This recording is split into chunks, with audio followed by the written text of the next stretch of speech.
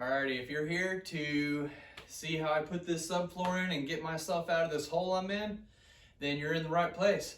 I got a piece of plywood here I got pre-cut, and I'm going to make this instructional and as fast as I can, so stick around.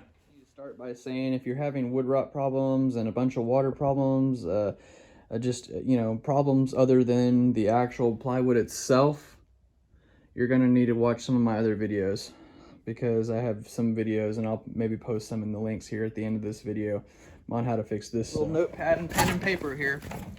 And I had to do this in segments here. I had to get I had to measure the square. It was 43 by 45 and it was 67 long on both sides.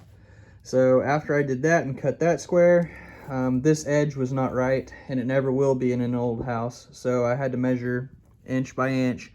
You know, it's 20 inches here, or it's 43 and a quarter, 43 and a half, 43 and 3/4, 44 at 40 inches, and then at the very end, which is right here, was 45. So make sure you've got all your cuts and take your time on that, because measuring twice and cutting once is a lot easier than, you know, messing around with this thing for 4 days. So that was my first diagram. I cut a square out. Actually, this was my second diagram.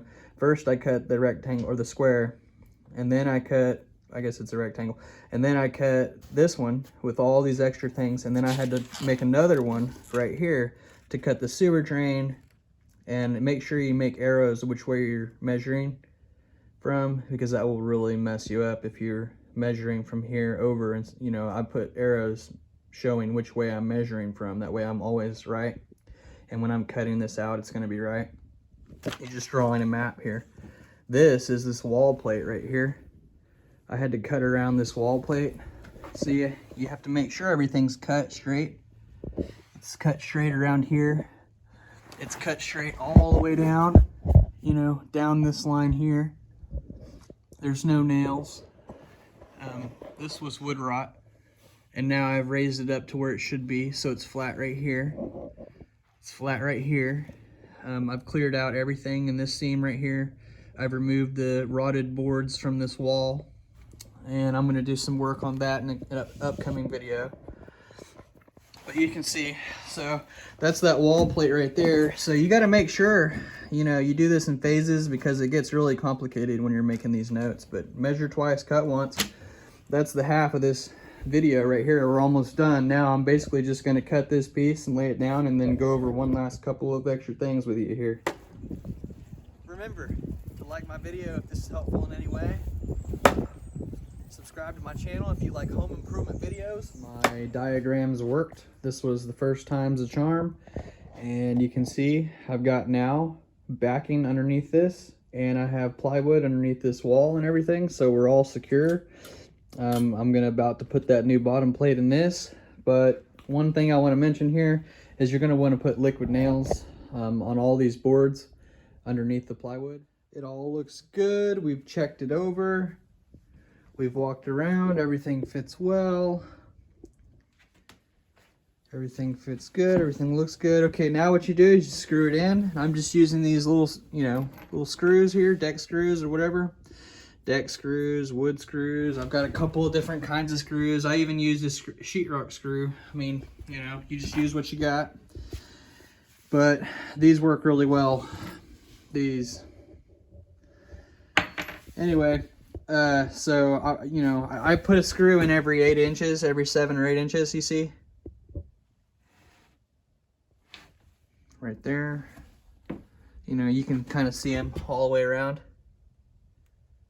You go all the way around the border, and you just basically put screws everywhere where there's a board. But here's a trick. You can put marks on the studs, or on the bottom plates, or on your sheetrock, or whatever you have there. Put marks where those boards run. That way you know where those lines are. Make a mark on both ends, wherever your board is, and then just follow that and put a bunch of screws. And I just throw a bunch of screws on the ground in different places. That way when I'm crawling around, I can put screws in everywhere real easily. So these are just, you know, simple little tips that you can use to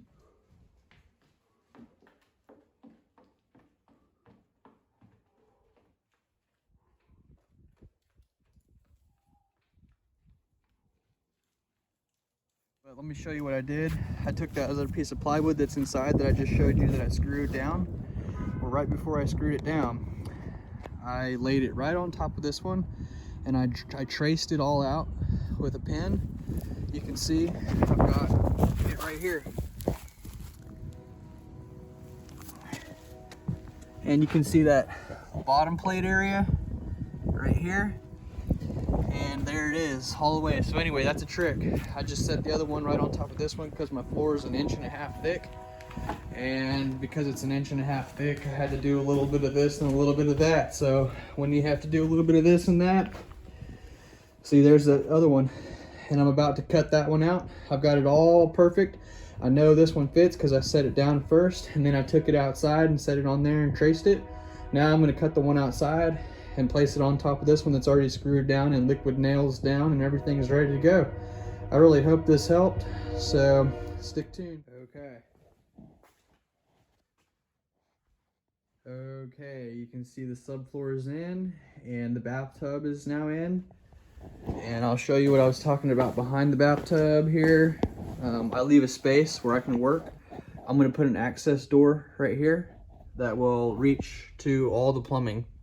The water lines, the drain lines, gas lines, and a lot of my fittings underneath the house are just right there underneath the tub. So that's easy access for me. That's a little trick for you. And I'll be making videos on how to actually hook up the tub and everything here, toilet, etc. So stay close.